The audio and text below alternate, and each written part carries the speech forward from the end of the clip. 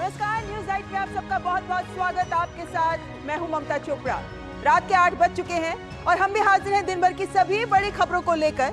और ऐसे में जबकि देश में चुनावी सरगर्मियां जोर पकड़ रही हैं, तीसरे चरण का मतदान सामने है, तो ऐसे में चुनावी सरगर्मियां लगातार बढ़ रही हैं। चुनावी पारा भी बढ़ रहा है, चुनाव प्रचार भी तेज रफ्तार से आगे बढ़ रहा है, जहां न केवल एनडीए बल्कि विपक्षी गठबंधन के नेता भी लगे हुए हैं जबरदस्त चुनाव प्रचार में। आज प्रधानमंत्री नरेंद्र मोदी ने कर्नाटक में और महाराष्ट्र में चुनावी रैलियां की हैं, तो वहीं विपक्षी नेताओं की बात करें तो मल्लिकार्जुन खड़गे, राहुल गांधी, ममता बनर्जी, अखिलेश यादव, सभी विपक्षी नेता भी इस वक्त जोरदार ढंग से चुनाव प्रचार में जुटे हुए हैं। लेकिन इस चुनाव प्रचार में कुछ ऐसे मुद्दे हैं जो आए दिन सामने आ रहे हैं, जिसमें आज एक मुद्दा जो खड़ा हुआ है वो है स्थिर बनाम अस्थिर सरकार का।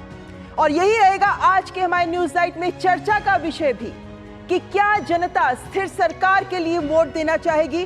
क्या है वो राजनीतिक कारक जो अस्थिर सरकार को जन्म देते हैं? ऐसे में एक दलीय से बहुदलीय व्यवस्था की ओर जब भारत बढ़ा, तो उसके बाद आज के दौर में स्थिर सरकार की परिभाषा क्या है? तमाम इन मुद्दों पर करेंगे चर्चा, लेकिन आइए शुरुआत करते हैं हेडलाइंस के साथ।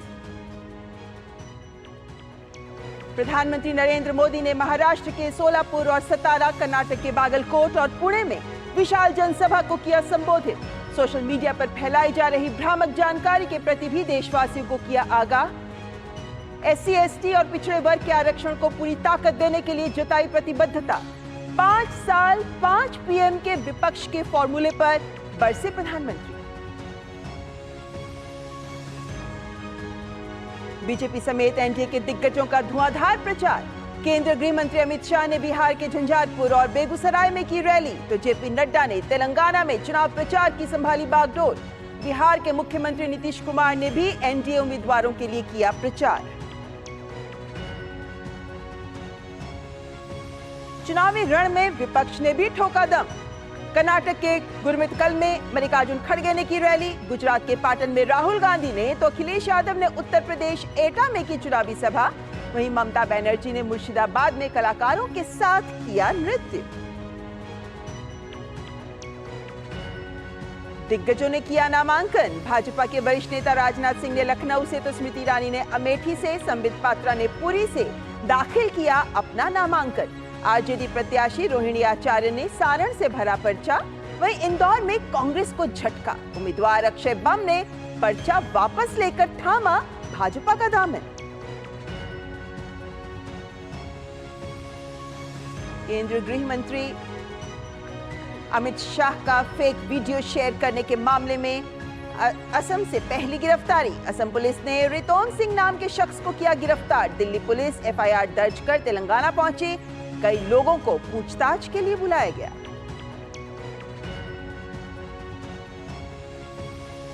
पश्चिम बंगाल शिक्षक भर्ती घोटाला मामले में सुप्रीम कोर्ट से ममता सरकार को राहत नहीं।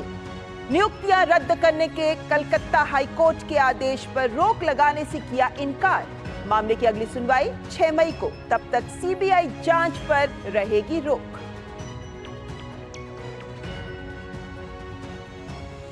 दिल्ली हाईकोर्ट ने एमसीडी स्कूलों में किताब, कॉपी, यूनिफॉर्म वितरित करने के दिए निर्देश। सीएम केजरीवाल को लेकर हाईकोर्ट की सख्त टिप्पणी। कहा, गिरफ्तारी के बावजूद केजरीवाल मुख्यमंत्री बने रहना चाहते हैं, ये है उनका निजी फैसला। मौजूदा चैंपियन भारतीय पुरुष बैडमिंटन टीम ने थॉमस कप के क्वार्टर फाइनल में जगह बनाई, तो वहीं महिला टीम भी पहुंची उबर कप के क्वार्टर फाइनल में।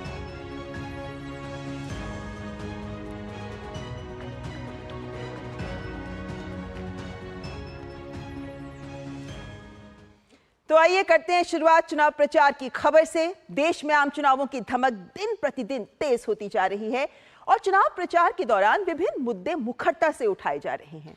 ऐसे में अस्थिर बनाम स्थिर सरकार की सोच भी भाजपा द्वारा सामने लाई जा रही है। आज प्रधानमंत्री ने इसे लेकर कांग्रेस के नेतृत्व वाले इंडी गठबंधन द्वारा 1 साल 1 प्रधानमंत्री के फॉर्मूले की संभावना व्यक्त की।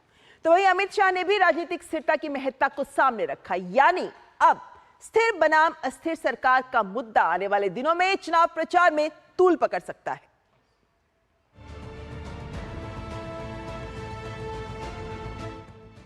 2 चरण के लिए मतदान हो चुके हैं। तीसरे चरण के लिए क्या पक्ष क्या विपक्ष, सभी दल युद्ध स्तर पर प्रचार कर रहे हैं।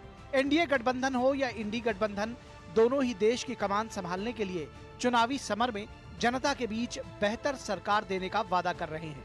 पीएम पद को लेकर एनडीए जहां नरेंद्र मोदी के नाम पर एकमत है, वहीं प्रधानमंत्री पद के चेहरे पर विपक्षी खेमे में आम सहमति की स्पष्ट कमी नजर आ रही है। प्रधानमंत्री नरेंद्र मोदी भी अपनी रैलियों में इस मुद्दे को उठाते हुए विपक्षी गठबंधन पर लगातार निशाना साध रहे हैं। पीएम ने कहा कि कांग्रेस के नेतृत्व वाला इंडी गठबंधन सत्ता में आने के बाद 1 साल 1 प्रधानमंत्री के फॉर्मूले पर विचार कर रहा है, जिसका मतलब है कि देश 5 वर्षों में 5 प्रधानमंत्रियों को देखेगा। ये लोग इन दिनों सत्ता हथियाने के लिए देश तो बंटवारे करते ही रहे हैं। अब एक नया फॉर्मूला लाए हैं। ये फॉर्मूला लाए हैं 5 साल में 5 पीएम। यहां नकली शिवसेना वाले क्या कहते हैं मालूम है कि यहां तो पार्टी में पीएम पद के लिए ढेर सारे लोग हैं। हम 1 साल में 4 पीएम बनाए तो उसमें भी क्या जाता है। सिर्फ प्रधानमंत्री नहीं बल्कि केंद्रीय गृह मंत्री अमित शाह ने भी विपक्षी गठबंधन पर हमला करते हुए कहा कि इस देश ने 3 दशकों तक अस्थिरता की कीमत चुकाई है, लेकिन पिछले 10 वर्षों में देश को एक मजबूत नेतृत्व मिला है। राजनीतिक स्थिरता समेत नीतियों और विकास कार्यक्रमों को लेकर भी स्थिरता मिली है। अमित शाह ने विपक्ष पर करारा तंज कसते हुए कहा कि एक साल के लिए प्रधानमंत्री बने, ये कोई परचून की दुकान नहीं है जिसको अपने हिस्सेदारों के हिसाब से चलाया जा सके। ये देश है, देश को दुनिया का नेतृत्व करना है। इस देश ने 3 दशक तक अस्थिरता की कीमत चुकाई है।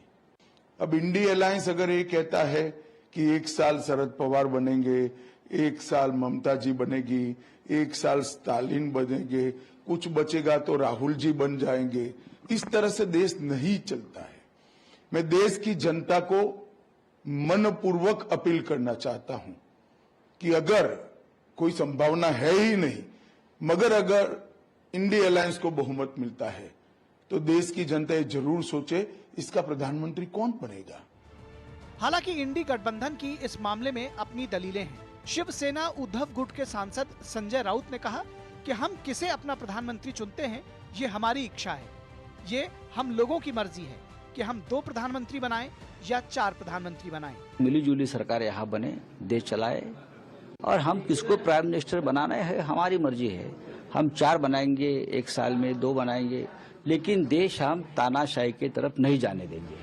देश में किसकी सरकार बनेगी और कौन प्रधानमंत्री बनेगा ये तो चुनाव परिणाम आने के बाद पता चलेगा, लेकिन विकास के पथ पर अग्रसर भारत जैसे विशाल देश में स्थिर बनाम अस्थिर सरकार को लेकर बहस तो होनी ही चाहिए। Bureau report, DD news. और अगर आप देश के लोकतांत्रिक इतिहास पर नजर डालते हैं, आजादी के बाद जितने चुनाव हुए हैं उन पर नजर डालते हैं, तो ये बात मुखरता से सामने आती रही है कि किस तरीके से हमारे चुनावी माहौल बदला है। अगर हम सरकारों के बदलते दौर की बात करें तो आप देखिए कि 1951 से 1977 तक कांग्रेस को स्पष्ट बहुमत मिलता रहा, कांग्रेस की ही सरकार देश में चलती रही। लेकिन 1977 का दौर एक बदलाव लेकर आया। 1967 से 1977 यानी यहां से हम कह सकते हैं कि एक दलीय से बहुदलीय सरकारों का दौर शुरू हो गया। जहां पहले कांग्रेस पार्टी पूर्णतः सत्ता पे रहती थी, वहीं बाद में 1977 से गठबंधन सरकारों का दौर देश में शुरू हुआ। लेकिन अगर हम आगे बढ़े तो हम ये पाते हैं कि 1989 से 1999 ये जो दशक था, ये दशक अस्थिर गठबंधनों का दशक था। ये दशक था जब अल्पमत सरकारें सत्ता में रही, जब अस्थिरता का दौर देश ने देखा और झेला भी। वहीं अगर हम इसके बाद की भी बात करते हैं तो पाते हैं कि 1999 से 2004 तक एनडीए सत्ता में रही और 24 घटक दल थे। गठबंधन सरकार स्थिरता से चली, लेकिन उसमें 24 घटक दल थी, यानी गठबंधन सरकारों का दौर शुरू था। 2004 से 2014 तक यूपी की सरकार भी गठबंधन दल की सरकार थी, लेकिन 2014 वो साल था जो एक बार फिर भारत के लोकतांत्रिक इतिहास में एक नई करवट लेकर आया, क्योंकि वक्त ने करवट इस तरह से बदली कि एक पार्टी को फिर से पूर्णतः स्पष्ट बहुमत मिला और वो थी भारतीय जनता पार्टी। यानी पहले कांग्रेस और उसके बाद भारतीय जनता पार्टी ने बहुमत जीता और उसके बाद 2 दशक तक की बहुमत से सरकार चलाते रहे। तो 1977 का अब आपके सामने तस्वीर रखते हैं कि अस्थिर गठबंधन किस तरीके से ये सामने आती है तस्वीर की। अस्थिर गठबंधनों के चलते सरकारें टूटती रही हैं, क्योंकि 1977 में जब गठबंधन सरकारों की शुरुआत हुई, उसके बाद 1979 में आप देखिए मोरारजी देसाई की सरकार गिरी, चौधरी चरण सिंह ने अंतरिम सरकार बनाई। अस्थिरता का एक उदाहरण हमारे सामने तब ही आ गया था। लेकिन 1990 में भी बीजेपी के समर्थन वापसी पर वीपी सिंह की सरकार गिरी। फिर वही बात कि अल्पमत में सरकार थी और इस वजह से समर्थन से चल रही थी सरकार, तो सरकार गिर गई। 1997 विश्वास मत के दौरान एच.डी. देवेगौड़ा की भी सरकार गिरी और 3 बार ही अभी तक इतिहास में ऐसा हुआ है कि विश्वास मत के दौरान सरकार गिरी हो, जिनमें से एक 1997 था। इसके बाद 1996 13 दिनों तक ही भारतीय जनता पार्टी की सरकार, गठबंधन सरकार थी, ये भी सत्ता में रही और गठबंधन की मजबूरियों के चलते ही ये सरकार मात्र 13 दिन तक ही सत्ता में रही। उसके बाद हमने देखा 1996 में भी जनता दल की संयुक्त मोर्चा सरकार, जिसमें 14 दल थे, लेकिन ये भी 1 वर्ष से कम समय तक ही सत्ता में रह सकी। अस्थिर सरकार का एक और उदाहरण, जिसमें तमाम गठबंधन दल एक साथ सामने आए। क्योंकि नुकसान क्या होता है, गठबंधन सरकारें जब बनती हैं जिसमें किसी दल को स्पष्ट बहुमत नहीं मिलता, एक दूसरे की सहायता से सरकारें चलती हैं, वहां कभी भी इन सरकारों के गिरने की संभावना बनी रहती है। दरअसल कोई भी समर्थन खींचेगा तो सरकार गिर जाएगी। ये एक बड़ा खतरा जो गठबंधन सरकारों का रहता है। किसी भी मुद्दे पर असहमति हो सकती है और इस असहमति के चलते कोई भी दल समर्थन वापस ले सकता है, जैसे अटल बिहारी वाजपेयी की सरकार, मोरारजी देसाई की सरकार, चंद्रशेखर की सरकार, वीपी सिंह की सरकार। तमाम उदाहरण हमारे सामने हैं जो दिखाते हैं कि अगर अल्पमत में है सरकार, यानी किसी एक दल के पास स्पष्ट बहुमत नहीं है, तो ऐसे में कभी भी सरकार गिर सकती है। लेकिन यही नहीं, बल्कि गठबंधन सरकार के और क्या नुकसान होते हैं कि विभिन्न मंत्रालयों में, क्योंकि अलग अलग दलों के नेता मंत्री बनते हैं, तो विभिन्न मंत्रालयों में तालमेल की भी कमी की संभावना हमेशा बनी रहती है। और अगर मंत्रालयों में तालमेल की कमी हो तो उससे कल्याणकारी योजनाएं प्रभावित होती हैं। जैसा मैंने कहा, अलग अलग दलों के मंत्री होते हैं, तो उसकी वजह से दलगत राजनीति से ऊपर राष्ट्रहित की नीति को कितनी वो प्राथमिकता देंगे, ये एक प्रश्न चिन्ह लगातार बना रहता है। लेकिन गठबंधन सरकारों में ये अस्थिरता का जो फैक्टर है ये बहुत महत्वपूर्ण हो जाता है, क्योंकि अलग अलग दल हैं जो सिर्फ सत्ता के लिए एक साथ आते हैं, लेकिन वैचारिक टकराव की वजह से कानूनों को लागू करने में भी इन्हें समस्या आती है, क्योंकि यहाँ सैद्धांतिक सहमति नहीं होती, विचारधारा समान नहीं होती, जिससे कि कह सकते हैं कि दल मिलते हैं तो दिल भी मिलते हैं। लेकिन यहाँ सत्ता के लिए ये दल साथ आते हैं और इसी वजह से ये संभावना बनी रहती है कि जो अल्पमत दलों को स्पष्ट बहुमत किसी एक दल को नहीं मिलता है, तो ऐसे गठबंधन अस्थिर रहते हैं। यहां पर रुकेंगे एक ब्रेक के लिए, लेकिन ब्रेक के बाद करेंगे चर्चा इसी मुद्दे पर, अस्थिर बनाम स्थिर सरकार। बने रहिए हमारे साथ, देखते रहिए न्यूज़ नाइट।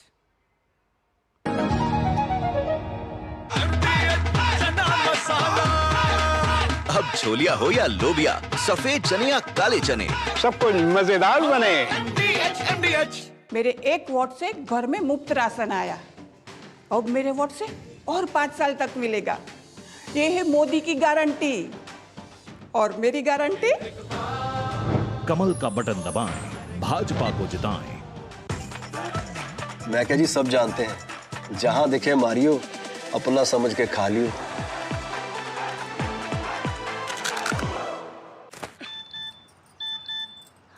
हो गया इंतजाम। किसका? गुड्डी की फीस का। दिखा। 20,000 का लोन तुरंत। पता है कौन दे रहा है, ब्याज कितना है? लोन विनियमित संस्थानों से ही लें और कर्ज उतना जितनी जरूरत, वो भी जांच कर। हो गया इंतजाम। पगार एडवांस में भेजिए। आरबीआई कहता है, सही वित्तीय बर्ताव करे आपका बचाव। गोल्डी छोले मसाले, जहाँ जाए रिश्ते बनाए, जहाँ जाए रिश्ते बनाए, गोल्डी मसाले। आपकी सुरक्षा है हमारे लिए बहुमूल्य, इसलिए जब भी लें एलपीजी सिलेंडर जरूर कराएं प्री डिलीवरी जांच। आपकी सुरक्षा को और बेहतर सुनिश्चित करने के लिए हर घर में हो रही है रसोई गैस उपकरणों की सुरक्षा जांच। अगर सुरक्षा होस खराब हो तो तुरंत बदलवाएं। आपातकालीन स्थिति में कॉल करें 1906। स्वच्छ ईंधन का वादा, सुरक्षित रसोई का इरादा। मेरे एक वोट से मेरे जैसी करोड़ों गृहिणियां बनी लखपति दीदी। अब मेरे ही वोट से 3 करोड़ और महिलाएं बनेंगी लखपति दीदी। ये है मोदी की गारंटी और मेरी गारंटी। कमल का बटन दबाएं, भाजपा को जिताएं। आज दही बड़ा खाने का मन है। वाह क्या स्वाद। असली स्वाद तो MDH दही बड़ा रायता मसाले से ही आता है।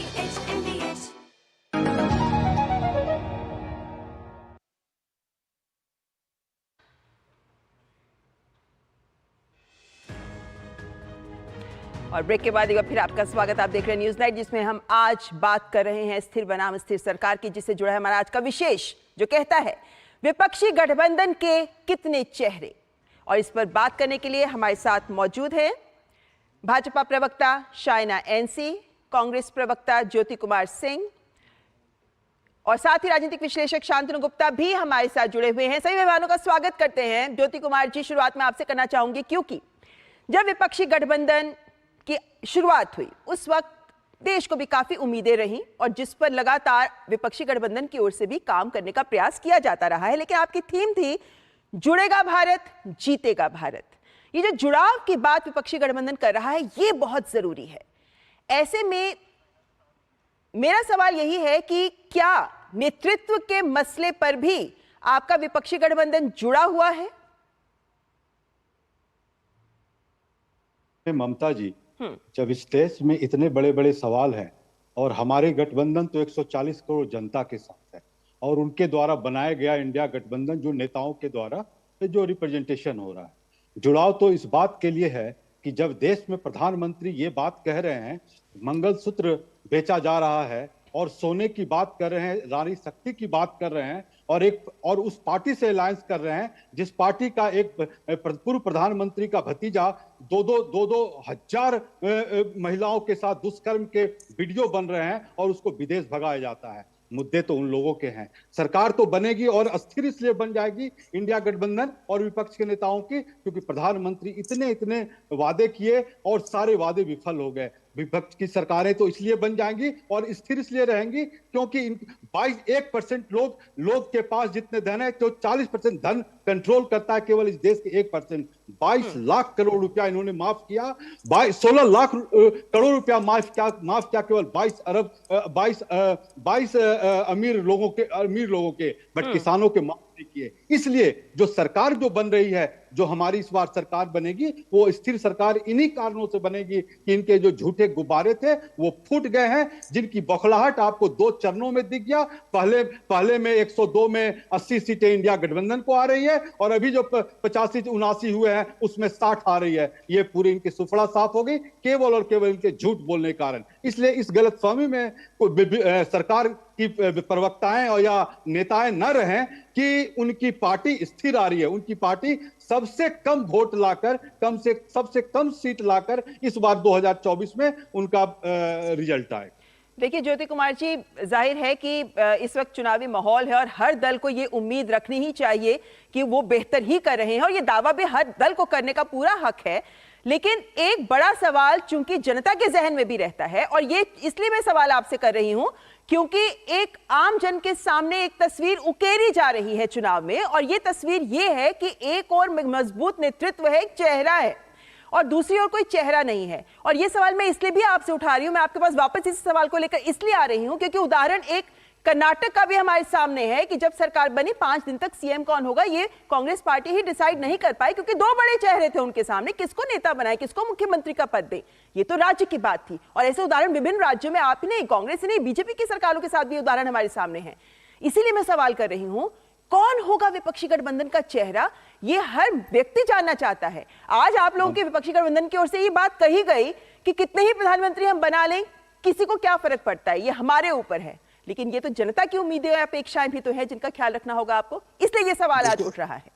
बिल्कुल ममता जी, देखिए आपने बहुत गंभीर सवाल किया और आपने एग्जाम्पल भी दिए कि जब हमारे कर्नाटक में सरकारें बन रही थी तो डिले क्यों हो गया।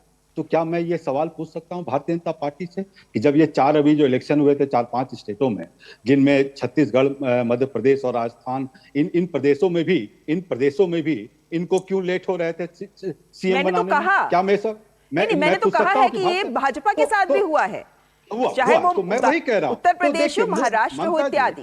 तो हाँ ममता जी, मुद्दे इतने बड़े हैं क्योंकि इन्हीं की बातें, ये अपने ही मुद्दे में फंस जा रहे हैं। जब नारी शक्ति की बात कर रहे हैं और मंगलसूत्र की बात कर रहे हैं, तो आप बताएं ना कि प्रधानमंत्री उनके साथ आज अलायंस किए एचडी देवेगौड़ा के साथ, आज उनका भतपोता जो है 2000 से ज्यादा वीडियो बनता है, अश्लील वीडियो बनता है महिलाओं के साथ। आज वो जिस नारी शक्ति और मंगलसूत्र, बताएं उसका जवाब दे प्रधानमंत्री, और किस मुंह से वोट मांगेंगे जरा आप भी बता दें, पूछे भारतीय जनता पार्टी के प्रवक्ता। लेकिन आप मुद्दे से भटक रहे हैं ज्योति कुमार जी। आपने जो बात कहनी थी वो आपने कही, आपने पहले ही जवाब में ये बात कही और इस बात को हमने सुना। लेकिन इस वक्त मैं जी कोई बात नहीं, मैं आपके पास वापस आऊंगी, लेकिन इस वक्त एक बार मैं रुक करना चाहूंगी शांतनु जी का। इससे पहले कि मैं शायना एनसी के पास जाऊं, शांतनु जी पहले मैं आप ही से बात जानना चाहूंगी, क्योंकि हमने पूरे आंकड़े दिखाए हैं इस वक्त कि किस तरीके से देश का हमारा लोकतांत्रिक इतिहास ही इस बात की बानगी प्रस्तुत करता है कि कैसे अगर किसी एक दल को स्पष्ट बहुमत नहीं आता तो अस्थिरता का दौर शुरू हो जाता है। क्या ये एक ऐसी कटु सच्चाई है जिसे सभी को समझने की जरूरत है आज के दौर में? और मेरे ख्याल से जनता ने पिछले 10 साल से देखा भी है, चाहे वो नीतियों की निरंतरता हो, चाहे वो इंफ्रास्ट्रक्चर प्रोजेक्ट की निरंतरता हो, चाहे वो शेयर मार्केट की निरंतरता हो, चाहे वो इकोनॉमी की निरंतरता हो, उसके लिए एक मजबूत सरकार जो चलती रहे उसकी बहुत बहुत बहुत जरूरत है।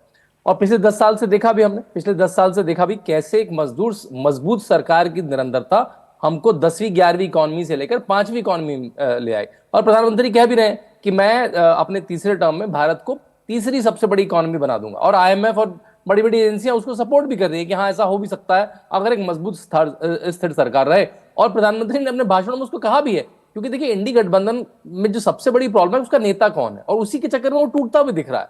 जैसे ही राहुल गांधी ने अपनी यात्रा बंगाल की तरफ मोड़ी, ममता बनर्जी एक तरह से बाहर हो गई और कांग्रेस और टीएमसी का नहीं अलायंस है वेस्ट बंगाल में। नीतीश कुमार के पास पहुंचे नीतीश कुमार, जो एक तरह से उसके लीडर माने जा रहे थे, वो बाहर हो गए। तो अभी ये भी नहीं पता है कि कौन उसका लीडर है। तो मतलब ऐसा होगा कि एक साल कोई प्राइम मिनिस्टर होगा, एक साल कोई प्राइम मिनिस्टर होगा, एक साल कोई प्राइम मिनिस्टर होगा, और जो सारी लड़ाई है वो चेहरे और गद्दी की लड़ाई लग रही है आपस में। और बड़े सारे इसमें मतलब असमंजस दिख रहे हैं कि जब हम केरला में जाते हैं तो लेफ्ट जो अपने आप को इंडी गठबंधन में कहता है, लेकिन कांग्रेस के अगेंस्ट में लड़ रहा है। यहां तक कि वायनाड में लेफ्ट ने एक बड़ा कैंडिडेट दिया है। लेफ्ट ने एनी राजा, जो डी राजा की पत्नी है, उनको कैंडिडेट दिया है राहुल गांधी के अगेंस्ट में, जो माने जा रहे हैं इंडी गठबंधन के अघोषित जो नेता है। तो ये जो कंफ्यूजन है कि पंजाब में आम आदमी पार्टी अलग लड़ेगी, दिल्ली में साथ लड़ेगी, बंगाल में आज भी आप किसी भी रैली में ममता बनर्जी की देख लीजिए, वो माइक पकड़ के कह रही है कांग्रेस को वोट देबो ना, कांग्रेस को वोट देबो ना। और दिल्ली में जब इंडी गठबंधन की बैठक होती है तब वो लोग इंग्लिश हिंदी में बोलते हैं कि हम साथ में। तो एक तरह से जनता को बेवकूफ बनाने का तरीका है मेरे ख्याल से, कि हम बंगाली में बोल देंगे कुछ और, हिंदी में बोल देंगे कुछ और इंग्लिश में बोल देंगे कुछ और। तो मेरे ख्याल से जनता अब समझ गई है 24/7 मीडिया का जमाना है, यूट्यूब का जमाना है, सोशल मीडिया का जमाना है। आप सुबह झूठ बोलेंगे शाम तक, मतलब विपक्ष को यहां तक कि एक डीप फेक वीडियोस का सहारा लेना पड़ रहा है। और उनके मुख्यमंत्री, कांग्रेस के मुख्यमंत्री रेवंत रेड्डी होम मिनिस्टर के फेक वीडियोस डाल रहे हैं। मतलब ये तो डेस्परेशन की हालत में करता है आदमी ऐसा। चलिए, यहाँ पर शायना एनसी भी हमारे साथ जुड़ गई हैं। शायना जी, देखें तो विपक्ष की ओर से कहा जा रहा है कि भाई बीजेपी सवाल को उठा रही है। प्रधानमंत्री ने इस बात को आज कहा है कि 1 साल 1 प्रधानमंत्री, 5 साल 5 प्रधानमंत्री, ये संभावना हो सकती है अगर विपक्षी गठबंधन सरकार कहीं बना सकता है तो। लेकिन शायना जी, वो ये कह रहे हैं कि क्या फर्क पड़ता है, ये तो हमारा आपस का मामला है ना, हम चाहे 2 प्रधानमंत्री बनाए चाहे 4 प्रधानमंत्री बनाए, भाजपा को क्यों चिंता हो रही है? देखिए, एक तरफ है स्थिरता और दूसरे तरफ है, आप जानते हैं कि कैसे विपक्ष बिखर गया है। इतना डेस्परेशन की फेक वीडियोस का इस्तेमाल करना, अफवाहें फैलाना, ये कहना कि गृह मंत्री ने कुछ बोला है आरक्षण को लेके, ये कहना कि प्रधानमंत्री संविधान को बदलेंगे, ये कहना कि आपके प्रति जो एक आरक्षण को लेके आपकी विचारधारा क्या है, उसके ऊपर सवाल प्रश्न चिन्ह उठना। हम कहीं भी नेगेटिव पॉलिटिक्स में नहीं जाते हुए आज जनता जानती है कि उनको जो स्थिरता, राजनीतिक इच्छा शक्ति और नेतृत्व चाहिए तो एकमात्र नाम है, वो है नरेंद्र मोदी जी, जिन्होंने कर दिखाया है। पिछले 10 साल में हमने सिर्फ काम की बात की, जो एक मुद्रा बैंकिंग हो, उज्ज्वला हो, प्रधानमंत्री आवास योजना हो, आयुष्मान भारत हो, हम जानते हैं कि कितने 60 करोड़ लाभार्थियों की जिंदगी में परिवर्तन आया है। तो ये स्थिरता की प्रतीक है। इकोनॉमी को लेके हम जानते हैं कि तीसरे इकोनॉमी की तरफ हम जा रहे हैं, और जो ये सभी मुद्दे को आप नजरअंदाज करेंगे तो आप विपक्ष की बात करें तो आपको पता चलेगा कि उनके पास कोई रणनीति तो है ही नहीं, कोई विजन प्लान है नहीं, कुछ बोलने के लायक भी नहीं है। गठबंधन का जो सरकार है वो ये मात्र पे इकट्ठा हो गया है कि आप कैसे भी गाली गलौज करो मोदी जी को, और जितना ज्यादा आप गाली गलौज करेंगे, ये नीचे स्तर की राजनीति करेंगे, उतना ज्यादा वोटर बाहर आके मोदी जी को ही वोट देंगे, क्योंकि वो चाहते हैं। ये पहली बार है ममता जी जहां एंटी इनकम्बेंसी नहीं है, एक प्रो इनकम्बेंसी है, और प्रो इनकम्बेंसी तब हो सकती है जब आपने काम किया है जमीनी स्तर पे। तो एक तरफ नकारात्मक, एक तरफ सकारात्मक, एक तरफ प्रगति, दूसरे तरफ विनाश। आप ऐसे ही देखते जाएंगे और 4 जून को हम यहाँ वापस चर्चा कर सकते हैं कि विपक्षी गठबंधन का चेहरा हो भी सकता है या उसका सुपड़ा साफ हुआ है। यहाँ पर ज्योति जी आपसे ये सवाल जरूर जानना चाहते हैं कि क्या कोई फॉर्मूला तय किया गया है विपक्षी गठबंधन के द्वारा, क्योंकि ये नहीं हो सकता कि आपको लगे कि नतीजे आ जाएं और तब हम सोचना शुरू करेंगे और फिर देखते हैं कितना वक्त लगता है एक निर्णय पर पहुंचने में। क्योंकि जब दिल्ली में बैठक हुई विपक्षी गठबंधन की, तब मल्लिकार्जुन खड़गे का नाम सामने आया, ममता बनर्जी ने भी रखा, आम आदमी पार्टी ने भी समर्थन किया, इत्यादि बहुत से और नेताओं के बयान हमारे सामने हैं जिन्होंने समर्थन भी किया। फिर ऐसा क्या है कि घोषणा नहीं की गई? ऐसा क्या डर, क्या भय है विपक्षी गठबंधन में कि इस बात पर पूर्ण सहमति नहीं बन सकी? ममता जी, आपने बहुत ही गंभीर बातें की है। इसके पहले भारतीय जनता पार्टी ने कुछ बात की और आपने विश्लेषक बात की। देखिए, मैं तो वोट देकर आ रहा हूँ और मुझे पता है, मैं फील्ड से आ रहा हूँ अभी 26 तारीख का वोट डालकर, और मैं बता देता हूँ कितनी उदासीनता है। हमारे बूथ पर 650 के आसपास 667 वोट थे और वहाँ वोट केवल पड़े थे 250, और वो शहर की मैं बात कर रहा हूँ, वो कोई गांव रूरल की बात नहीं कर रहा है। ये जो बात कर रहे हैं कि बिखर गए, मैं इनसे पूछना चाहता हूँ, ये भारतीय जनता पार्टी क्या हो गया? उड़ीसा में आपका पटनायक जी के साथ हो रहा था, आपका क्यों टूट गया?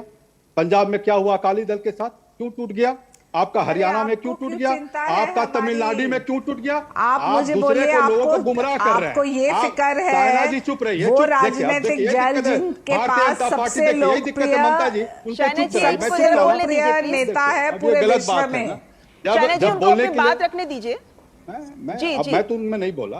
तो देखिए, जब ये लोगों को गुमराह करने की कोशिश करते हैं तो ये तो फैक्ट सामने है ना। AIDMK जब छूटा था बीजेपी से तो उस दिन पटाखे छूटे, कभी ऐसा कभी पहले कभी नहीं हुआ। अब आइए दूसरे बात पर, आप जो सवाल कह रही हैं कि आपका नेता क्या होगा, आपकी स्ट्रैटेजी क्या है। हमारी जो स्ट्रैटेजी ये है कि पहले जो जन की जो मुद्दे हैं उन मुद्दों को हम उठाएं, और भारतीय जनता पार्टी 2014 में जिस तरह से आई और जिन वादों को करके आई, जो 2 करोड़ नौकरी देंगे, ये करेंगे। आज बताइए ममता जी, आप तो बहुत सीजन जर्नलिस्ट हैं और बहुत पुरानी जर्नलिस्ट हैं, आप बताइए शेड्यूल कास्ट का जानती हैं 35.9% नौकरी जॉब जो है सो खत्म हो था पहले, और आज जो है केवल 32 रह गया। और अब बताइए ज्योति जी दरअसल वक्त थोड़ा कम है। कह रहा हूँ, देखिए मैं कह रहा हूँ कि ज्योति जी आपने अपनी बात रखी, मैंने आपकी बात सुनी। इंडिया गठबंधन मुद्दों पर लड़ेगी, और जब हम मेंबर ऑफ पार्लियामेंट जीत कर आएंगे तो फिर हम बात करें कि कौन प्रधानमंत्री बनेगा। हम पहले कौन बन जाएगा, मैं वही आप ही की बात को समाप्त करना चाहूंगी। ज्योति जी वक्त थोड़ा कम है, माफी चाहती हूँ, लेकिन यहाँ पर ये बात सामने रखना चाहूंगी कि विपक्षी गठबंधन की ओर से चलाते हैं। ज्योति जी आपने अपनी बात रखी, हमने आपकी बात बहुत सही ढंग से सुनी। ज्योति जी वक्त कम है, लेकिन यहाँ पे सुनते नहीं है किसी की बात। ज्योति जी मैं आपसे आग्रह करती हूँ, मैं आपसे आग्रह करती हूँ, आप कृपया हमारे अन्य मेहमानों को बोलने दीजिए। ज्योति जी आपने अपनी बात रखी जिन्होंने है, कहा कि 400 सीट माफी चाहती हूँ, वक्त कम है, संविधान बदल देंगे। लेकिन यहाँ पर ये बात स्पष्ट है कि कौन होगा विपक्षी गठबंधन का मुख्य चेहरा, इस बात का जवाब नहीं है आज विपक्षी गठबंधन के पास। तो जब संविधान बदलने की बहुत है, सभी चुनावी दल, चुनावी नेता मुद्दे उठा रहे हैं, जनता उनकी बात सुन रही है, लेकिन महत्वपूर्ण बात कि कौन होगा चेहरा विपक्षी गठबंधन का, नेतृत्व किसके पास होगा, ये आज भी एक बड़ा प्रश्न चिन्ह बना हुआ है। जिससे जुड़ा है हमारी आज की सोच, ये सवाल जिसको लेकर हम खड़े हुए हैं कि स्थिर बनाम अस्थिर सरकार, ये एक ऐसी सोच है जो हमारे देश के भविष्य को तय करेगी, जिसका निर्णय जाहिर है कि हमारे देश के मतदाता ही कर रहे हैं। फिलहाल यहां रुकेंगे एक ब्रेक के लिए, आप देखते रहे न्यूज नाइट। आधे बाउल दही में 4 चम्मच MDH चटनी पुदीना मसाला डाला, स्टर करो, पुदीना चटनी तैयार। MDH चटनी पुदीना मसाला। मेरे एक वोट से मोदी जी मेरे घर बिजली ले आए। अब मेरे वोट से सौर ऊर्जा से हर घर का बिजली बिल 0 होगा। ये है मोदी की गारंटी और मेरी गारंटी। कमल का बटन दबाएं, भाजपा को जिताएं। यकीन है खुद पर है नाज, सुनती हूँ अपने मन की आवाज, कभी शर्मीली तो कभी हूँ जाबाज। रुकना मेरी आदत नहीं, थमना मेरी चाहत नहीं। मैं हूँ नारी, यही मेरा अंदाज, हर जिम्मेदारी मैं बखूबी निभाती हूँ। वोट दे प्राउड वोटर कहलाऊंगी, पूरे देश संग चुनाव का पर्व मनाऊंगी। तुम्हें पता है इन्वेस्टर्स के लिए एक इन्वेस्टर प्रोटेक्शन फंड होता है IPF, लेकिन अगर तुम्हारा ट्रेड एक्सचेंज पर एग्जीक्यूट नहीं हुआ या फिर कोई गारंटीड रिटर्न्स वाली स्कीम है तो ये IPF आपकी मदद नहीं कर सकता है। और अगर आपका ब्रोकर ही डिफॉल्टर बन जाए तो फिर IPF आपको कॉम्पेंसेशन दिला सकता है। कहाँ से सीखा? NSE की साइट पर। समझकर इन्वेस्ट कर। जिन्होंने यूज किया है वो जानते हैं असली हींग का स्वाद। MDH सुपर हींग, शुद्धता का असली तड़का। MDH। और ब्रेक के बाद एक बार फिर आपका स्वागत। आप देख रहे हैं न्यूज नाइट, जिसमें हम चुनाव प्रचार की खबर को ही आगे बढ़ाना चाहेंगे, क्योंकि आज प्रधानमंत्री नरेंद्र मोदी ने कर्नाटक में और महाराष्ट्र में चुनावी जनसभाएं की। इन जनसभाओं में प्रधानमंत्री ने जहां आरक्षण के मुद्दे पर विपक्ष को घेरा और कहा कि वो झूठ बोल रहे हैं, भाजपा आरक्षण के खिलाफ कतई नहीं है, तो वहीं दूसरी ओर प्रधानमंत्री ने भ्रामक प्रचार को लेकर, खासतौर पर आर्टिफिशियल इंटेलिजेंस जनरेटिव भ्रामक प्रचार को लेकर देशवासियों को आगाह भी किया। इस साल के आम चुनाव की फिजा में पक्ष और विपक्ष के तमाम आरोप प्रत्यारोपों के बीच प्रधानमंत्री नरेंद्र मोदी की जनसभाएं लोगों में जोश भर रही हैं। महाराष्ट्र के पुणे में पीएम मोदी ने जहां पिछले 10 वर्षों के दौरान सरकार के उल्लेखनीय काम को जनता के बीच रखा, तो वहीं उन्होंने इंडी गठबंधन पर जवाबी हमला भी किया। पीएम ने साफ किया कि वो मध्यम वर्ग के जीवन से सरकार के दखल को निकालना चाहते हैं और गरीबों के लिए सरकार को खड़ा करना चाहते हैं। उन्होंने कहा कि महाराष्ट्र की राजनीति में पिछले 45 वर्षों के दौरान एक आत्मा घुस गई है, जिसने राजनीतिक वातावरण को बुरी तरह तहस नहस कर दिया है। उन्होंने कांग्रेस नेता राहुल गांधी की माओवादी सोच पर भी हमला किया। कांग्रेस के शहजादे को पूछो कि गरीबी से कैसे हटती है, तो वो कहते हैं खटाखट खटाखट। शहजादे को पूछो ग्रोथ कैसे होती है, तो वो कहते हैं ठकाठक ठकाठक।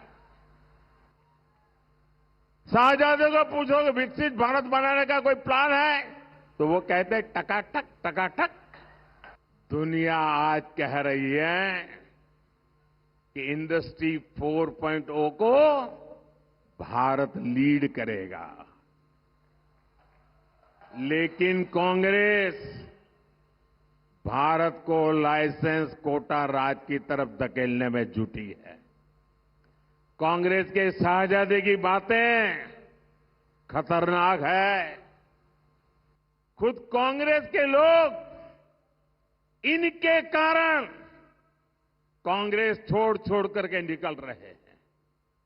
नौजवान जिन्होंने जिंदगी के 15-20 साल महत्वपूर्ण वर्ष कांग्रेस को दिए वो आज कांग्रेस छोड़ करके निकल रहे हैं और आकर के एक बात कहते हैं, वो कहते हैं कांग्रेस को माओवादियों ने कब्जे में ले लिया है। प्रधानमंत्री नरेंद्र मोदी ने सतारा में सोशल मीडिया पर उन्हें और उनकी पार्टी के नेताओं को लेकर फैलाए जा रहे भ्रामक प्रचार पर भी देशवासियों को आगाह किया। उन्होंने कहा कि एआई की मदद से उनसे जुड़ी कई सारी भ्रामक सामग्रियां तैयार की गई हैं, जिससे समाज में अराजकता पैदा हो सकती है। हमारी पार्टी के अलग अलग नेताओं की आवाज में आर्टिफिशियल इंटेलिजेंस का उपयोग करके कभी मेरी आवाज, कभी हमारे अमित भाई की आवाज, कभी हमारे नड्डा जी की आवाज, कभी हमारे मुख्यमंत्रियों की आवाज, और जो कभी हमने सोचा भी ना हो ऐसे वाक्य हमारे मुंह में रख करके आग लगाने की कोशिश कर रहे हैं। कृपा करके जो भी फेक वीडियो निकलते हैं उनको हम एक्सपोज करें। मैं इलेक्शन कमीशन से भी विशेष रूप से रिक्वेस्ट करता हूं कि आप उनके ऊपर कठोर कार्रवाई करने के लिए कदम बढ़ाएं। सरकार पूरी तरह सच्चाई के साथ रहेगी, ये मैं देशवासियों को विश्वास दिलाता हूं। महाराष्ट्र के सोलापुर में एक चुनावी रैली को संबोधित करते हुए प्रधानमंत्री नरेंद्र मोदी ने कांग्रेस और शिवसेना के उद्धव गुट पर बड़ा हमला बोला। उन्होंने कहा कि आज कांग्रेस और इंडी गठबंधन वाले आरक्षण के नाम पर झूठ फैला रहे हैं और इनकी सच्चाई देश के सामने आ गई है। पीएम ने कहा कि इस पूरे चुनाव में इंडी अघाड़ी के जितने लोग हैं उनका सिर्फ एक ही एजेंडा है, उन्हें नई नई गालियां देना। प्रधानमंत्री नरेंद्र मोदी ने कर्नाटक के बागलकोट में जनसभा की। उन्होंने राज्य को कांग्रेस पार्टी द्वारा अपनी लूट का एटीएम बनाने का आरोप लगाया। उन्होंने कहा कि इतने कम समय में कांग्रेस ने कर्नाटक का सरकारी खजाना खाली कर दिया है और आने वाले समय में सरकारी कर्मचारियों को वेतन देने के भी लाले पड़ने वाले हैं। पीएम ने कहा कि कर्नाटक में कट्टरपंथी ताकतें बेलगाम हुई हैं। राजधानी बेंगलुरु तक में दिन दहाड़े आतंकी हमला होता है, बम फूटता है और सरकार पहले क्या बोलती है? कहती है गैस का सिलेंडर फटा है। ये गैस का सिलेंडर फटा है कि तुम्हारा दिमाग फटा है? बाद में कहते हैं ये बिजनेस राइवलरी थी। भाइयों बहनों, ये नॉर्मल क्राइम की घटनाएं नहीं है। प्रधानमंत्री ने कहा कि कांग्रेस कर्नाटक में सरकार नहीं बल्कि वसूली गैंग चला रही है। उन्होंने कहा कि कर्नाटक जो टेक हब के रूप में जाना जाता है और दुनिया में अपना नाम बना चुका है, उसे अब टैंकर हब बना दिया गया है। ब्यूरो इनपुट्स के साथ कुमार आलोक, उर्मिलेश, श्यामा और शिशिर की रिपोर्ट, डीडी न्यूज। तो खबरों की सुर्खियां बन रहा है चुनाव प्रचार और अभी तो शुरुआत है। 2 ही चरण हुए हैं, अभी तो 7 चरण होने हैं और इसीलिए तीसरे चरण से लेकर अगले चरणों के लिए भी चुनाव प्रचार अब जोर पकड़ रहा है। जितने पार्टियों के स्टार प्रचारक हैं वो ताबड़तोड़ रैलियां कर रहे हैं, लेकिन वहीं जो विभिन्न पार्टियों के प्रवक्ता हैं या फिर दिग्गज नेता हैं वो भी अलग अलग मुद्दों पर दूसरे नेताओं को, दूसरी पार्टियों के नेताओं को घेरने में जुटे हुए हैं। ऐसे में एनडीए का आज का प्रचार कैसा रहा, देखते हैं। पहले 2 चरणों के मतदान के बाद बाकी चरणों के लिए प्रचार अभियान ने जोर पकड़ लिया है। सभी दलों की ओर से चुनाव प्रचार लगातार तेज होता जा रहा है।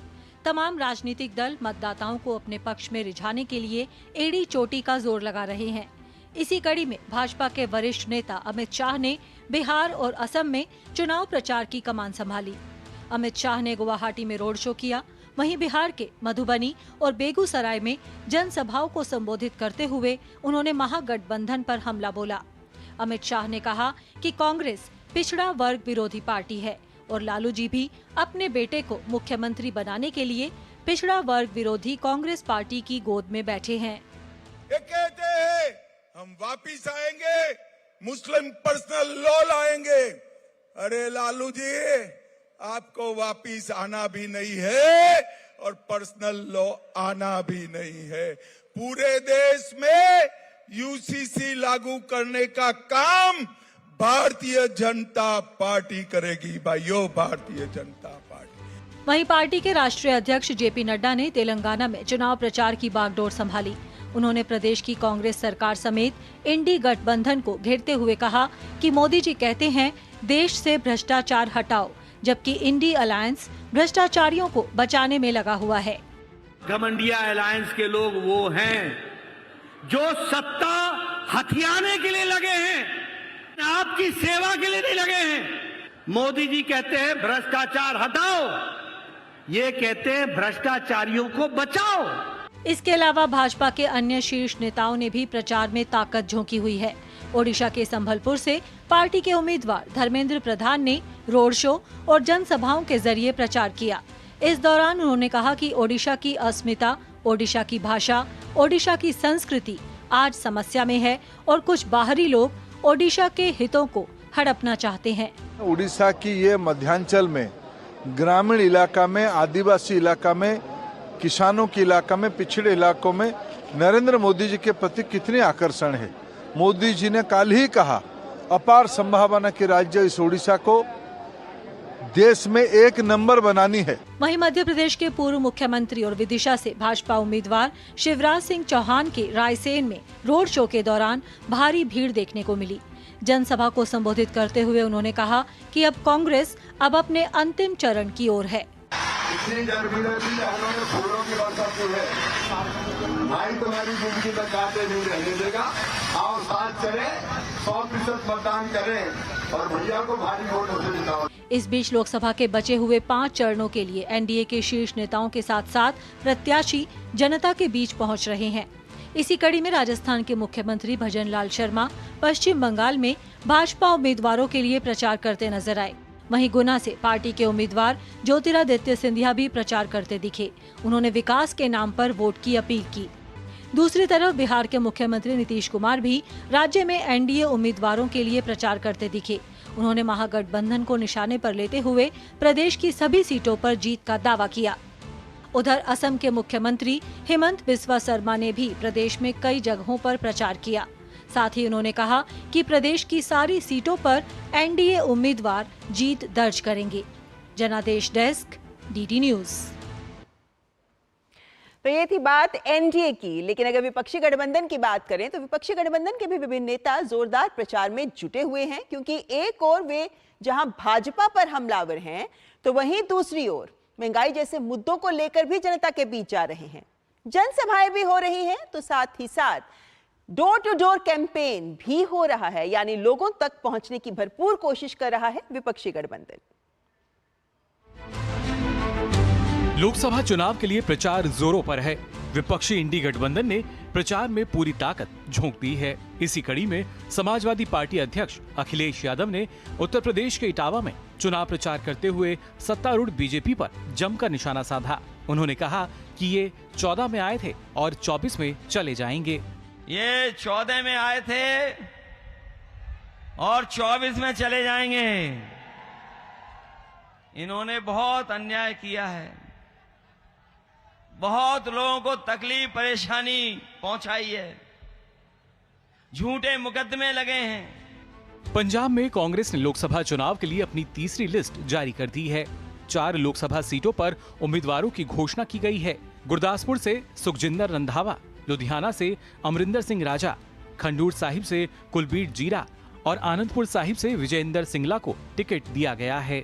इस बीच राहुल गांधी ने गुजरात के पाटन में जनसभा को संबोधित किया। इस दौरान बीजेपी पर हमला बोलते हुए राहुल गांधी ने कहा कि सभी नीतियां ब्यूरोक्रेट्स बनाते हैं और नरेंद्र मोदी उस पर सिर्फ हस्ताक्षर करते हैं। सरकार कौन चलाता है? 90 लोग चलाते हैं दिल्ली की सरकार। मोदी जी साइन करते हैं। 90 लोग आईएएस अफसर हिंदुस्तान की सरकार चलाते हैं। सड़कें कितनी बनेंगी, कहां बनेंगी, कैसे बनेंगी, कितना पैसा इंफ्रास्ट्रक्चर में जाएगा, ये सारे के सारे निर्णय 90 आईएएस अफसर लेते हैं। पश्चिम बंगाल की मुख्यमंत्री ममता बनर्जी ने मुर्शिदाबाद में एक सार्वजनिक बैठक के दौरान कलाकारों के साथ नृत्य किया। इस बीच पटना आरजेडी नेता तेजस्वी यादव ने लोकसभा चुनाव को महत्वपूर्ण बताते हुए कहा कि ये संविधान और लोकतंत्र को बचाने का चुनाव है। ये चुनाव जो है बहुत ही महत्वपूर्ण है। संविधान लोकतंत्र को बचाने का चुनाव है। ये चुनाव में पूरी बिहार की जनता जो है इस बार महागठबंधन को जिताने का काम कर रही है और हमने कई बार कहा है कि चौंकाने वाला रिजल्ट हम लोग देने का काम करेंगे। जम्मू कश्मीर के अनंतनाग के डोरू में पीडीपी अध्यक्ष महबूबा मुफ्ती ने कहा कि पीडीएफ पूरे कश्मीर के लोगों के दिलों में बसती है। तो वहीं नेशनल कॉन्फ्रेंस के अध्यक्ष फारूक अब्दुल्ला ने केंद्र सरकार को महंगाई को लेकर घेरा। तेल की कीमत आसमान पे पहुंच गई है, खाने के तेल की।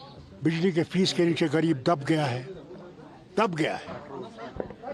गैस जो है, गैस का चूल्हा जो है उसका कीमत देखिए, गैस सिलेंडर का कहाँ पहुंचा। शिवसेना यूबीटी विधायक आदित्य ठाकरे ने ठाणे लोकसभा सीट से पार्टी उम्मीदवार राजन विचारे के समर्थन में महाराष्ट्र के ठाणे में रोड शो किया। तो वहीं वाईएसआरसीपी प्रमुख और आंध्र प्रदेश के मुख्यमंत्री वाईएस जगन मोहन रेड्डी ने अनाकपल्ले में एक सार्वजनिक बैठक को संबोधित किया। AIMIM प्रमुख और हैदराबाद से पार्टी उम्मीदवार असुद्दीन ओवैसी ने हैदराबाद में घर घर जाकर चुनाव प्रचार किया। Bureau report, DD news. और न्यूज नाइट में आगे बात करेंगे नामांकन की, क्योंकि विभिन्न नेता नामांकन प्रक्रिया में भी अपना नाम आगे बढ़ा रहे हैं, नामांकन दाखिल कर रहे हैं। होगी ये खबर, लेकिन उससे पहले यहाँ रुकेंगे एक ब्रेक के लिए। आप देखते रहें न्यूज नाइट। मेरे एक वोट से मेरे जैसी करोड़ों गृहिणियां बनी लखपति दीदी। अब मेरे ही वोट से 3 करोड़ और महिलाएं बनेंगी लखपति दीदी। ये है मोदी की गारंटी और मेरी गारंटी। कमल का बटन दबाएं, भाजपा को जिताएं। तेरी होने वाली मदर इन लॉ कुछ ज्यादा ही ट्रेडिशनल है। ट्रेडिशनल लोग ज्यादा इमोशनल होते हैं। तो भाई साहब, कोई किसी की लाइफ में आग नहीं लगा पाएगा। समर कूल, जो हर दिल करे कबूल। गोल्डी छोले मसाले, जहाँ जाए रिश्ते बनाए, जहाँ जाए रिश्ते बनाए, गोल्डी मसाले। मैं क्या जी, सब जानते हैं, जहाँ दिखे मारियो, अपना समझ के खा लियो। स्वाद से सबको दीवाना कर दे, दीवाना कर दे। पता का चाय, गजब का स्वाद। मेरे एक वोट से मोदी जी ने ढेर सारे एम्स खोले, सस्ती दवा, मुफ्त इलाज दिलाया। अब मेरे वोट से हम 70 साल के ऊपर के सीनियर सिटीजन को मुफ्त इलाज मिलेगा। ये है मोदी की गारंटी और मेरी गारंटी। कमल का बटन दबाएं, भाजपा को जिताएं। अब ब्रेक के बाद एक बार फिर आपका स्वागत। प्रचार प्रसार के साथ साथ नामांकन का दौर भी जारी है और आज से तो छठे दौर के नामांकन की प्रक्रिया का भी शुरुआत हो गई है। और सोमवार को भाजपा के वरिष्ठ नेता राजनाथ सिंह ने लखनऊ से, तो स्मृति ईरानी ने अमेठी से और संबित पात्रा ने पुरी से अपना नामांकन दाखिल कर दिया है। तो वहीं अन्य दलों के नेताओं द्वारा भी नामांकन दाखिल करने का सिलसिला जारी रहा।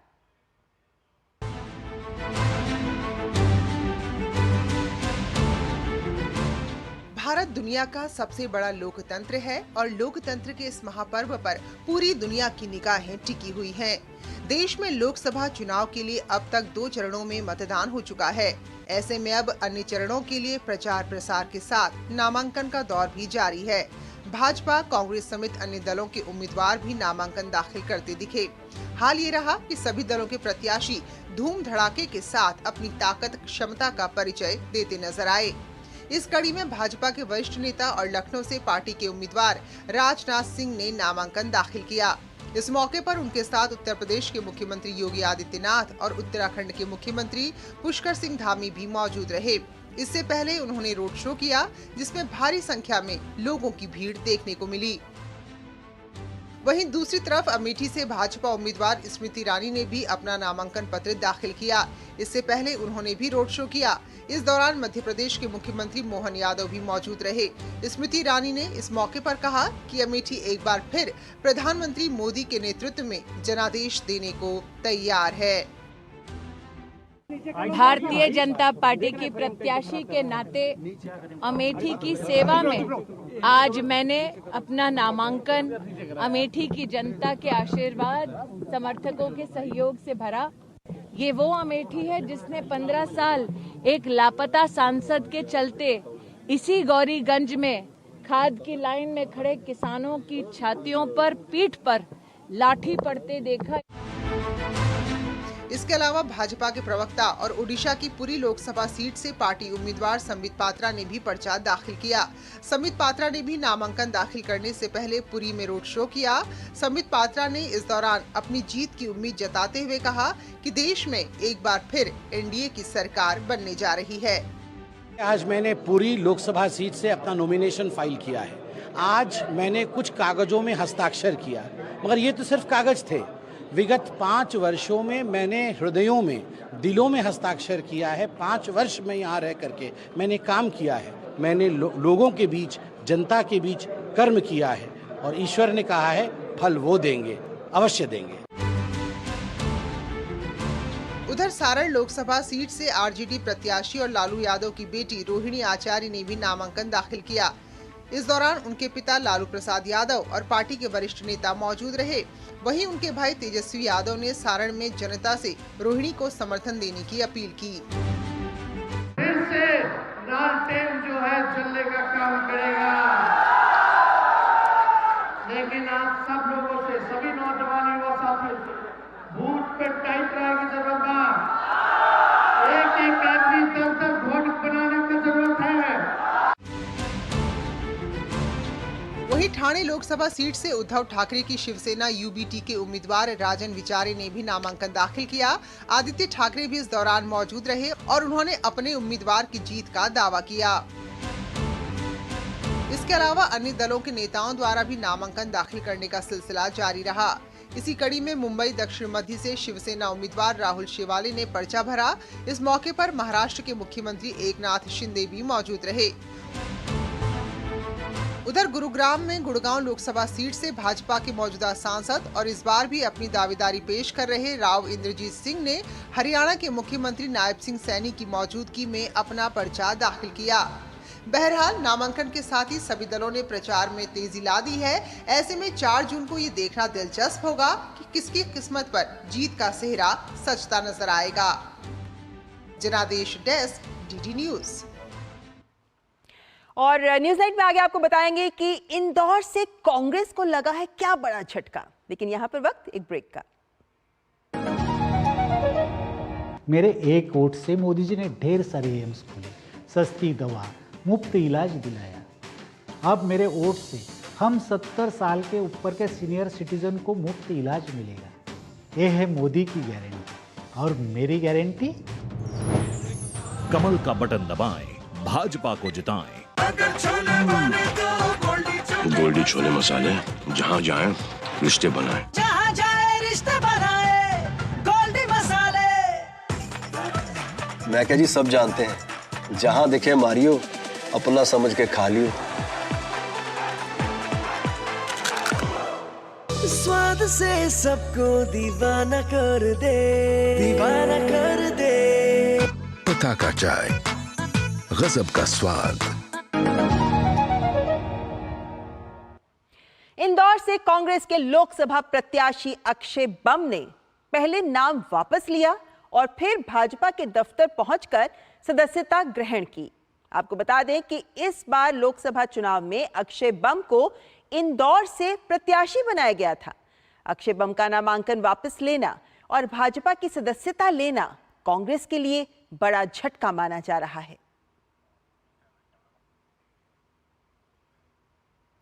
कनाडा के उप उच्चायुक्त को विदेश मंत्रालय ने तलब किया है। मामला एक कार्यक्रम से जुड़ा है जिसको कनाडा के प्रधानमंत्री व्यक्तिगत रूप से संबोधित कर रहे थे, जिसमें खालिस्तान पर अलगाववादी नारे लगाए जा रहे थे। विदेश मंत्रालय ने इस मामले पर भारत सरकार की ओर से गहरी चिंता और कड़ा विरोध व्यक्त किया। भारत ने इस मसले पर कहा है कि इस तरह की घटना से न केवल भारत कनाडा संबंधों पर प्रतिकूल असर पड़ेगा, बल्कि इससे कनाडा में ही नागरिकों के लिए हिंसा और आपराधिकता के माहौल को भी बढ़ावा मिल सकता है। केंद्रीय गृह मंत्री अमित शाह के फेक वीडियो को शेयर करने के मामले में गिरफ्तारी की गई है। असम के सीएम हेमंत बिस्वा शर्मा ने इस बारे में जानकारी दी। उन्होंने एक्स पर लिखा कि असम पुलिस ने रितोम सिंह नाम के एक शख्स को गिरफ्तार किया है। इस व्यक्ति ने अमित शाह के आरक्षण पर बनाए गए एडिटेड वीडियो को शेयर किया था। तो वहीं केंद्रीय गृह मंत्री अमित शाह के वीडियो से छेड़छाड़ के मामले में दिल्ली पुलिस की टीम तेलंगाना पहुंची और जिन सोशल मीडिया पर उनके वीडियो को पोस्ट किया गया उन सभी को नोटिस देकर पूछताछ के लिए दिल्ली बुलाया है। पश्चिम बंगाल शिक्षक भर्ती घोटाला मामले में ममता बनर्जी सरकार को फिलहाल सुप्रीम कोर्ट से कोई राहत नहीं मिली है। कोर्ट ने 2016 में की गई लगभग 24,000 शिक्षण और गैर शिक्षण कर्मचारियों की नियुक्तियों को रद्द करने के कलकत्ता हाईकोर्ट के आदेश पर रोक लगाने से इनकार कर दिया है। सुप्रीम कोर्ट 6 मई को मामले की अगली सुनवाई करेगा। कोर्ट ने तब तक मामले की सीबीआई जांच पर रोक लगा दी है। आपको बता दें कि कलकत्ता हाईकोर्ट ने भर्ती प्रक्रिया को अवैध बताते हुए इसे रद्द कर दिया था। कोर्ट ने शिक्षकों से ब्याज सहित 7-8 साल की सैलरी वापस करने का निर्देश दिया था। हाईकोर्ट के आदेश के खिलाफ राज्य सरकार ने सुप्रीम कोर्ट का रुख किया है। और दिल्ली की बात करें तो दिल्ली हाईकोर्ट ने एमसीडी को निर्देश दिया है कि एमसीडी स्कूलों में बच्चों की किताबें, यूनिफॉर्म और स्टेशनरी के लिए 5 करोड़ के अधिकतम बजट की परवाह किए बिना इन्हें वितरित करे। बाद में इस खर्च का ऑडिट किया जाएगा। दिल्ली हाईकोर्ट ने कहा है कि एमसीडी स्कूलों में मौजूदा नीतियों के अनुसार मुफ्त पाठ्य पुस्तकें, लेखन सामग्री और यूनिफॉर्म जारी करना और साथ ही टूटी हुई कुर्सियों और मेजों को बदलना एक जरूरी और तत्काल लिया जाने वाला निर्णय है जिसमें कोई देरी नहीं होनी चाहिए। दिल्ली हाईकोर्ट ने कहा कि किसी भी राज्य में मुख्यमंत्री का पद कोई औपचारिक पद नहीं है। ये एक ऐसा पद है जहां सीएम को किसी भी संकट या प्राकृतिक आपदा जैसे बाढ़, आग, बीमारी आदि से निपटने के लिए 24 घंटे उपलब्ध रहना पड़ता है।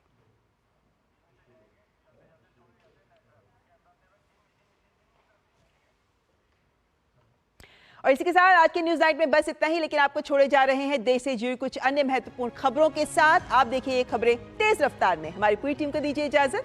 नमस्कार।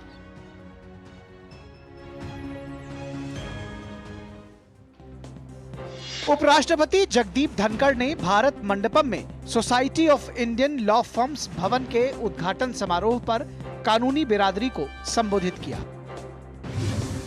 केंद्रीय मंत्री अश्विनी वैष्णव के नेतृत्व में भाजपा नेताओं के प्रतिनिधिमंडल ने चुनाव आयोग से मुलाकात की।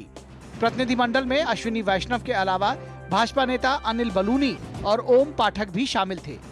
प्रतिनिधिमंडल ने चुनाव आयोग से गृह मंत्री अमित शाह के फेक वीडियो मामले की शिकायत करते हुए कड़ी कार्रवाई की मांग की। दिल्ली हाईकोर्ट ने पीएम मोदी पर भगवान और धार्मिक स्थान के नाम पर वोट मांगने का आरोप लगाते हुए उनके चुनाव लड़ने पर 6 साल के प्रतिबंध की मांग वाली याचिका रद्द कर दी है।